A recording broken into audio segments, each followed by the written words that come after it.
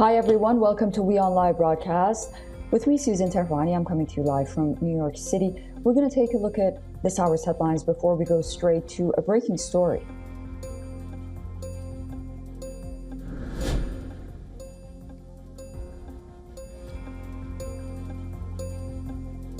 At a meeting on the sidelines of ASEAN on Malaysia, U.S. Secretary of State Marco Rubio tells his Russian counterpart Sergei Lavrov that Washington is frustrated at the lack of progress on Ukraine peace talks and urges roadmap towards ending the conflict.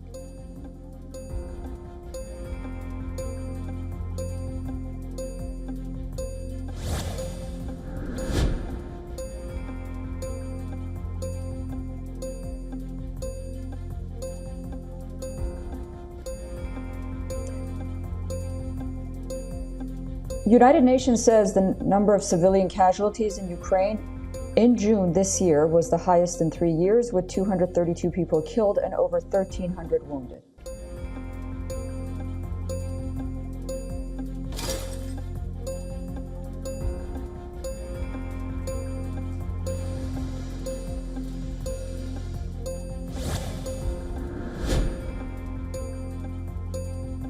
Daylight killing of a senior Ukrainian spy using a silenced pistol on the streets of Kyiv sends out shockwaves. CCTV footage shows the moment Colonel Ivan Voronich was shot 5 times near a row of cars.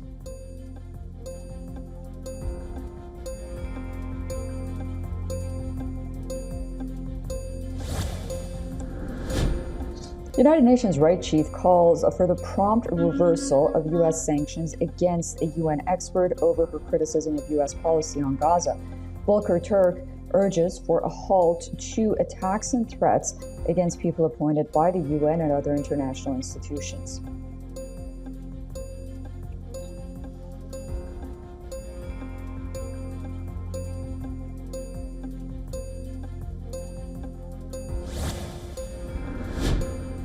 Palestinian Civil Defense Agency said at least 52 people, including 8 children, were killed by Israeli forces in IDF's latest round of strikes.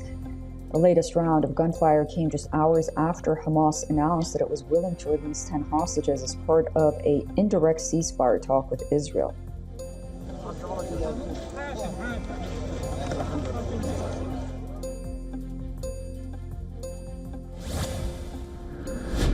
South African runner Caster Semenya gets a partial victory at the European Court of Human Rights. The Grand Chamber of the court rules that the Swiss Supreme Court denied her a fair hearing in her appeal against World Athletics ban.